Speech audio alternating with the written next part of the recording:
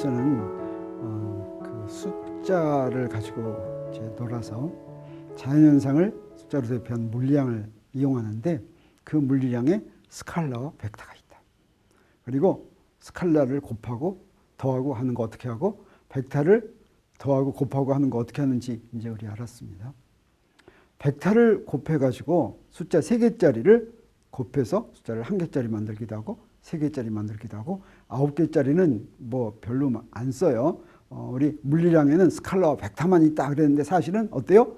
텐서도 있습니다. 그래서 근데 조금씩만 가르쳐 주는 거예요. 근데 우리 이제 물리를 공부하려면 사실은 가장 중요한 게 무엇이라고 했습니까? 자연 현상은 물체들이 운동하는 것인데, 물체들의 운동이란 이 물체가 여기 있다 저리로 간다. 그래서 얼마나 빨리 간다. 그 빨리 가는 게 얼마나 더 빨라진다. 라고 하는 물체 운동을 물리량으로 기술해야 되는데, 물체 운동을 기술하는 물리량에는 뭐가 있냐면 4가지가 딱 있습니다. 이 4가지만 이제 알아두면 돼요. 그게 위치, 변이, 속도, 가속도입니다. 이게 물리량이기 때문에 이거 어떻게 해야지 되겠습니까? 이거 숫자로 대표해야지 되겠어요. 물체의 위치도 숫자로 대표하고, 변이도 숫자로 대표하고, 속도도 숫자로 대표해야지 되는데, 자, 물체가 저기 있어요. 저기 있는 거 숫자로 어떻게 대표합니까? 네, 그렇게 숫자로 대표하기 위해서 우리가 먼저 만드는 게 있습니다. 먼저 정하는 게 있습니다. 그게 바로 좌표계입니다. 좌표계를 정해 놓아야지, 그래야지 물체의 위치가 숫자로 대표됩니다. 좌표계는 그래서 물체의 위치를 대표하는 수를 좌표라고 하는데, 물체의 위치는 좌표로 대표가 되는데, 이 좌표를 정하는데 기준이 되는 틀, 이게 바로 좌표계가 되겠어요. 좌표계는 누가 정해줍니까? 교과서에 정해놨습니까? 아니면 저기서 저 위에 있는 하느님이 정해줍니까? 누가 정합니까? 네, 그 좌표계는 물체의 운동을 기술하려는 내가 정합니다. 내가. 그러면 난 물리 별로 안 배워서 실력이 없는데 어떻게 정합니까? 마음대로 정하면 됩니다. 그래서 걱정 없습니다. 마음대로 정하면 됩니다. 그러니까 마음대로 정할 때는 어떻게 정합니까? 뭐 보고 너 마음대로 해. 그러면 어떻게 합니까? 될 수 있는 대로 편리하게 하죠. 그러면 좌표계가 편리하다는 건 어떤 뜻이 되겠습니까? 어떤 경우가 가장 편리하겠습니까? 네, 좌표계를 정해놓으면 그 좌표계에 의해서 물체의 위치가 숫자로 대표됩니다. 5다, 6이다 이러는데, 이 좌표계를 어떻게 잘못 정하면, 좌표계를 서울에다 안 정하고 부산에다 정해놓으면 서울에 있는 놈들은 어떻게 해야 되겠어요?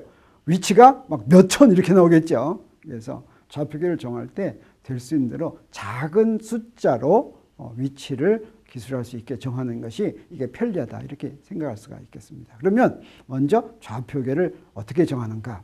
제일 먼저 좌표계를 정한다는 건 뭘 정한다는 거냐면 원점을 정한다는 뜻입니다. 원점이란 거기에 물체가 있으면 그 물체의 위치는 숫자가 0으로 대표되는 거예요. 거기 있으면 0이다, 기준점이다, 이런 뜻이 되겠습니다. 그 다음에 이건 3차원 공간이면 숫자 하나만으로는 정해지지 않기 때문에 좌표축을 정해야지 되겠어요. 좌표축을 정하고, 좌표축을 정하면 양쪽 방향이 있는데 어떤 방향을 플러스 방향으로 할지 이걸 정해야 됩니다. 그래서 좌표계를 정한다고 하는 것은 원점을 정하고 좌표축을 정하고, 그 다음에 거기다 눈금을 정해줘야지 되겠어요. 그래서 눈금을 크게 정할지 작게 정할지, 눈금의 단위는 무엇으로 할지, 이런 것들을 정해주는 것이 좌표계를 정한다라고 하는 것입니다. 예를 들어서 우리 배를 타고 가면 그 배가 어디 있는지를 무전으로 딱 송신할 때 숫자 2개만 해주면 그 배가 어디 있는지를 딱 압니다. 그건 좌표계가 미리 정해져 있기 때문이겠어요. 어떤 좌표계가 정해져 있냐면 위도와 경도가 정해져 있죠. 그래서 위도 몇 도, 경도 몇 도 이렇게 하면 그 배의 위치가 딱 정해져요. 비행기의 위치는 거기다가 좌표 하나만 더해주면 되겠어요. 그게 바로 뭐냐면 고도. 그래서 위도, 경도, 고도 3개의 좌표를 정해주면 비행기 위치가 정해지고, 그런 것들을 정한 틀, 이게 바로 좌표계라고 할 수가 있습니다. 이 좌표계도 1차원 좌표계, 2차원 좌표계, 3차원 좌표계로 나눌 수가 있습니다. 그래서 1차원 좌표계는 1차원 운동을 하는 좌표계가 되겠어요. 1차원 좌표계는 그래서 선에서 움직인다고 하면 꼭 직선이 아니어도 사실은 좋지만 선에서 움직인다고 하면 1차원 좌표계를 정할 때 이 선은 미리 주어져 있습니다. 미리 주어져 있어요. 내가 따로 정할 거 없어요. 거기 딱 미리 1차원 운동하는 게 딱 미리 정해져 있어요. 그러면 거기서 뭘 정하냐? 원점을 정합니다. 제일 편리한 데를 원점. 거기에 있으면 0이죠. 그 다음에 여기에 플러스 방향이 두 개가 있을 수 있죠. 둘 중에 하나를 플러스 방향으로 정합니다. 사실 이거 마음대로 정해도 좋아요. 왜 그러냐면 내가 오른쪽을 플러스 방향으로 정했다면 나와 맞은편에서 보면 그게 왼쪽이 되죠. 오른쪽 왼쪽은 미리 정해지는 게 아닙니다. 누가 보냐에 따라서 왼쪽도 됐다 오른쪽도 됐다 하는 거예요. 그래서 이건 아무렇게나 정해도 전혀 차이가 없는 것입니다. 그러면 2차원 좌표계란 뭐냐? 2차원 운동을 하는 거예요. 2차원 운동이란 좌표가 두 개로 정해지는 운동입니다. 그래서 2차원 면에다가 선을 하나 쫙 껐어요. 이 선에서만 움직인다. 그러면 이건 몇 차원 운동이라고 그랬어요? 1차원 운동이라고 그랬죠. 선이 미리 정해져 있으니까. 그럼 면 위에다가 내가 원을 하나 그렸어요. 원 위에서만 움직인다. 그럼 이거 몇 차원 운동이겠습니까?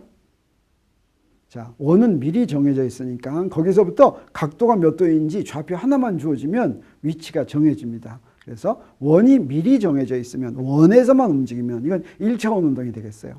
2차원 운동이라고 얘기하려면 면 위에 못 가는 데 없이 어디나 다 갈 수 있을 때 이게 바로 2차원 운동이다 이렇게 이야기할 수가 있겠습니다. 그러면 2차원 좌표계를 정하려면 어떻게 되면 될까? 우리 아까 한 것처럼 먼저 원점의 위치를 정합니다.